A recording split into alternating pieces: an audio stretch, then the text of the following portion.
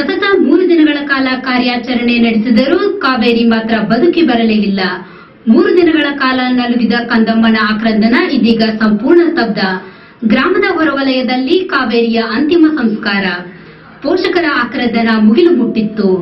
ಈ ಕುರಿತಾದ ಒಂದು ವಿಶೇಷ ವರದಿ ನಮ್ಮ ಐಸಿಬಿ ವರದಿಗಾರ ಪ್ರಕಾಶ್ ಕಾಂಬ್ಳೆ ಇವರಿಂದ.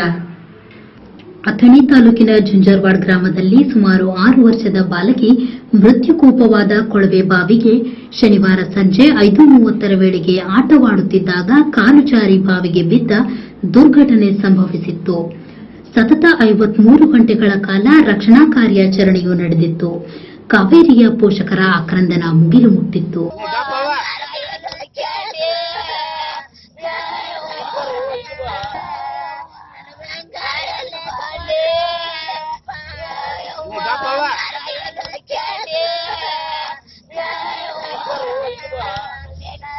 ಆಟವಾಡುತ್ತಿದ್ದ ಬಾಲಕಿ ಈಗ ಕಣ್ಮುಂದೆ ಇಲ್ಲವೆಂಬ ವಿಷಯ ಅರಗಿಸಿಕೊಳ್ಳಲಾಗದ ತಾಯಿ ಜೀವ ಅನ್ನ ನೀರುಗಳನ್ನು ತ್ಯಜಿಸಿ ಕಂದಮ್ಮನಿಗಾಗಿ ರೋಧಿಸುತ್ತಿರುವ ತಾಯಿ ಅಸ್ವಸ್ಥಗೊಂಡ ಕಾರಣ ಅವರನ್ನು ಕೊಕಟ್ನೂರಿನ ಆಸ್ಪತ್ರೆಗೆ ದಾಖಲಿಸಲಾಗಿತ್ತು.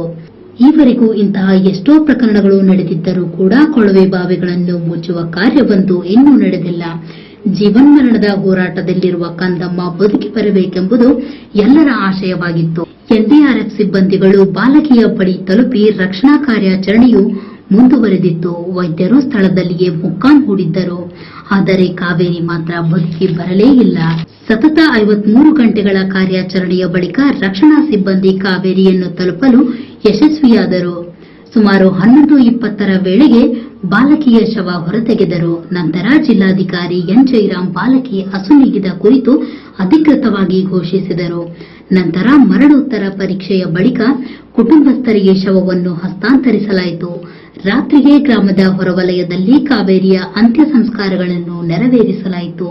ಅಂತ್ಯ ಸಂಸ್ಕಾರದಲ್ಲಿ ಶಾಸಕರಾದ ಲಕ್ಷ್ಮಣ್ ಸವದಿ, ಸತೀಶ್ ಜಾರಕಿಹೊಳಿ, ಜಿಲ್ಲಾ ಪಂಚಾಯತ್ ಅಧ್ಯಕ್ಷೆ ಆಶಾ ಐಹೊಳೆ, ಜಿಲ್ಲಾಧಿಕಾರಿ ಎನ್ ಜಯರಾಮ್ ಸೇರಿದಂತೆ ಸಹಸ್ರಾರು ಸಾರ್ವಜನಿಕರು ಅಂತ್ಯ ಸಂಸ್ಕಾರದಲ್ಲಿ ಪಾಲ್ಗೊಂಡಿದ್ದರು.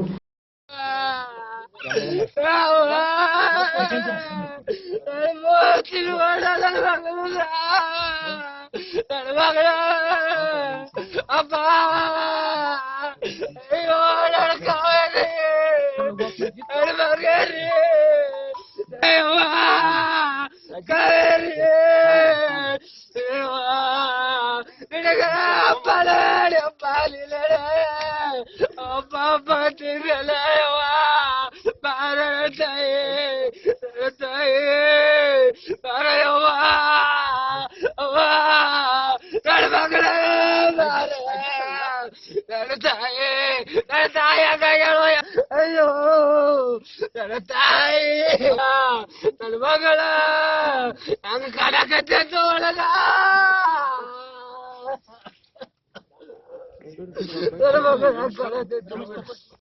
ಎಷ್ಟು ಈಗ 4 ವರ್ಷ ಆದ್ರಿ. ಈಗ ಕೆಲವೊಂದ್ ಕಡೆ ಪೇಪರ್ ಆಗ ನೋಡಿ, ಟಿವಿಯಾಗ ನೋಡಿ, ಈಗ ಅಲ್ಲೇ ಇಲ್ಲಿ ಬಾಗಲಕೋಟ, ಬಿಜಾಪುರ ಎಲ್ಲ ಕಡೆ ನೋಡಿ ಗ್ರಾಮ ಪಂಚಾಯತ್ ಪ್ರತಿ ಒಂದು ಗ್ರಾಮ ಪಂಚಾಯತ್ ಅವ್ರು ತಿರುಗಾಡಿ ಪ್ರೈವೇಟ್ ಆಗಿ ಅವ್ರಾಗೇನು ಮುಚ್ಚಾರ್ರಿ. ಪಂಚಾಯತ್ ಅವರು ತಿರುಗಾಡಿ ಆದ್ರೂ ಇವ್ರು ಹಿಂಗ ಸ್ವತಃ ಜವಾಬ್ದಾರಿಲೇ ಹಿಂಗ್ ತಿರುಗಾಡಿ ಮಾಡ್ತಾರಂದ್ರಿ. ನಿನ್ನೆ ಆಗ್ಲಿ ಮತ್ತೇನೋ ಒಂದ್ ವಿಷಯ ಇದೆ. ಈಗ ಹೇಳ್ರಿ, ಅವ್ರ್ಯಾಗ ನಮ್ಮ ಹೊಲ್ದಾಗ ಬರ್ಬೇಕಂತ ಹೇಳ್ರತ್ರಿ. ಸಾರ್ವಜನಿಕರಿ ನಮ್ಮ ಹೊಲ್ದಾಗ ನಮ್ಮ ಆಸ್ತಿಯಾಗ ನಮ್ಗೆ ಇರಕನಕ ಯಾರಿಗೆ ಹಾಕಂಗಿಲ್ರಿ. ಈಗ ಹತ್ತನೇದಿಂದ ಇಲ್ಲಿ ಬರ್ಬೇಕಾದ್ರೆ ಮಂದಿ ಆಸ್ತಿಯಾಗ ಅದ್ ಬರಬೇಕಿಲ್ಲ ರೀ. ಎಲ್ಲಿ ಹತ್ತನೇದಿಂದ ಜುಂಜರವಾಡ ಬರೋಕ ಆಸ್ತಿ ಇರ್ತೈತ್ರಿ ನಮ್ದ, ಹಂಗಿರಂಗಿಲ್ರಿ. ಅದಕ್ಕ ಇದಕ್ಕೆ ಪುಣೆಯ ರಾಷ್ಟ್ರೀಯ ವಿಪತ್ತು ರಕ್ಷಣಾ ಪಡೆ, ರಾಯಚೂರು ಚಿನ್ನದ ಹಟ್ಟಿ ಪಡೆ ಹಾಗೂ ಅಗ್ನಿಶಾಮಕ ದಳಗಳು ನಡೆಸಿದ ಜಂಟಿ ಕಾರ್ಯಾಚರಣೆಗಳು ಫಲಿಸಲಿಲ್ಲ. ನಾಡಿನ ಕೋಟ್ಯಾಂತರ ಜನರ ಪ್ರಾರ್ಥನೆ ಹಾರೈಕೆಗಳು ಫಲಿಸಲಿಲ್ಲ.